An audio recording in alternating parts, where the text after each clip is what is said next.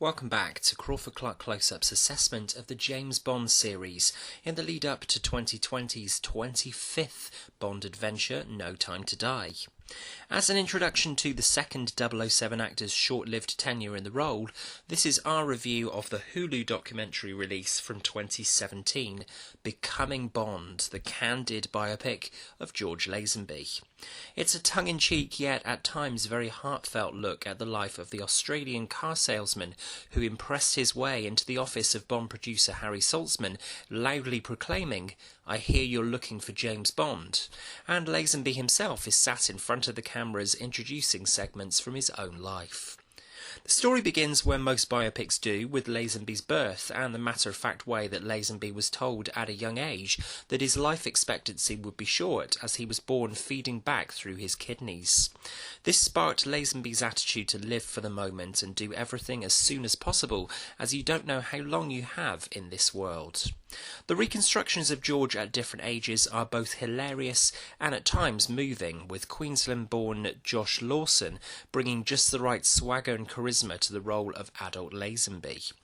The real Lazenby sets the audience up for an entertaining trip through moments in his life by recounting his attempt at driving when he was just 6 years old, and how his head teacher had hated him, which made him bring a snake and a bag of bats into school to see how his class would react.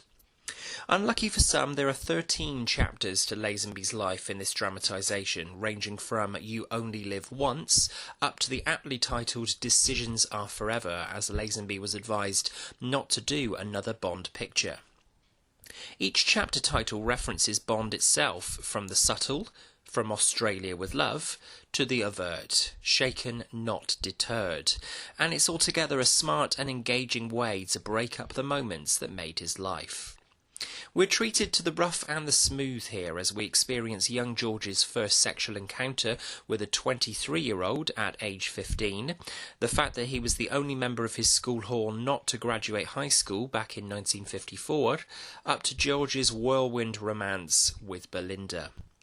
Through the help of his uncle, Lazenby became a mechanic in his 20s and worked his way up to become a car salesman, listening to the customer's needs.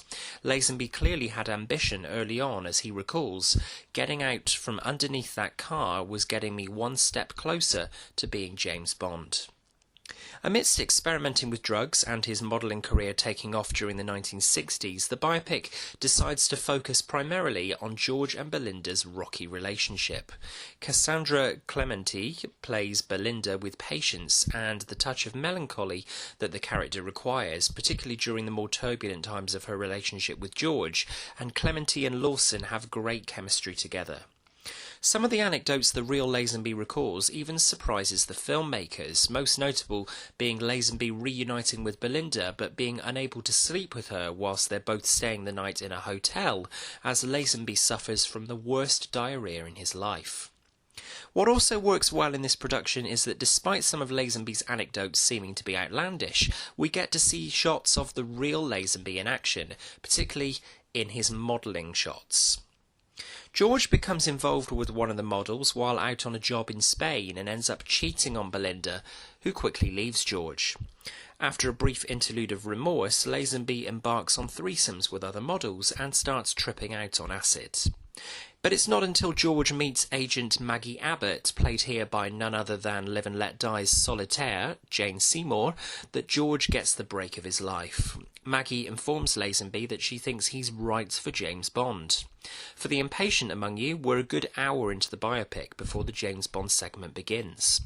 We learn here that Lazenby tries to impress producer Harry Saltzman by telling him that he's acted in films in China, Hungary, the Ukraine, all places Lazenby thinks the Bond producers won't be able to check on, before he comes clean to the clearly agitated director of On Her Majesty's Secret Service, Peter Hunt, that he's never acted in anything before now, save for a chocolate commercial. The real Lazenby recalls how stunned Hunt was before he began to laugh and say that he's managed to fool some of the most ruthless producers in the business. The most emotional section of Lazenby's story comes just before filming commences on Majesty's, when Lazenby is ordered to disappear to avoid the press. George goes to the south of France and ends up calling Belinda. Belinda decides to fly out to see George, and at the same time George gets a call from Harry Saltzman instructing him to return to London for the pre-production press conference. George meets Belinda at the airport and tells her he will be back with her in a couple of days in France, naive to the fact that he wouldn't see Belinda again for another 20 years. It's clearly painful for Lazenby to recount this story of lost love in front of the cameras, and shows that he's as human and fallible as anyone. He chose Bond over Belinda, fame and fortune, however short-lived that would be, over love. Lazenby certainly had the swagger, the determination and the looks for Fleming's 007, and it's in Chapter 9 that we get to see actual footage of Lazenby being screen tested for On Her Majesty's Secret Service. The producers checked if George could swim, ride a horse, and they also took a girl up to Lazenby's room to make love with him, just to check he was straight. Over 4 months, Lazenby tested for the producers and the director. Even though the whole biopic is a fascinating viewing experience, the Bond section is a clear standout.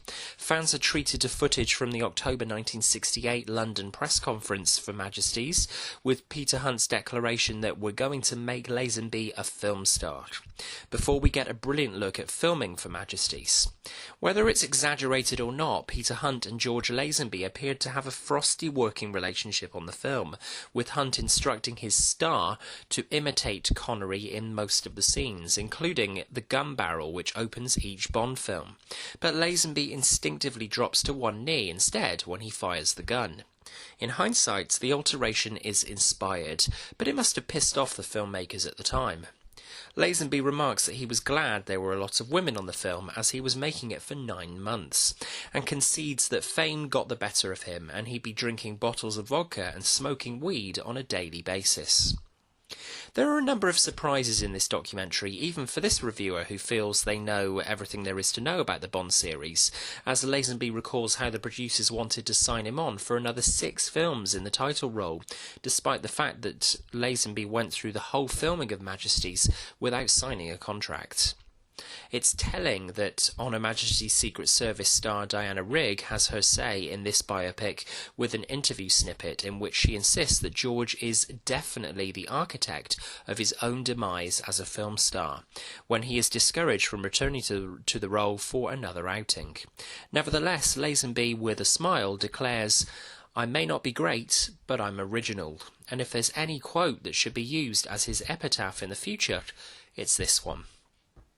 Whether you're a fan of Lazenby's portrayal of 007 or not, you definitely need to give this breezy, thoroughly enjoyable biopic a go. You might be swayed. From Crawford-Clark Close-Up. Alrighty then. Have you had a chance to see Becoming Bond? What are your thoughts on the biopic? Let us know your thoughts in the comments below, and please subscribe to Crawford-Clark Close-Up at the top of the page if you enjoyed this review.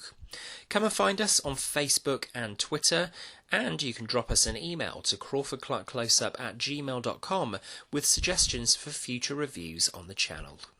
James Bond will return as we delve into the one and only Lazenby Bond adventure on Her Majesty's Secret Service, before we break down our top 5 greatest Lazenby Bond moments. Thanks for watching, and until next time, that's a wrap.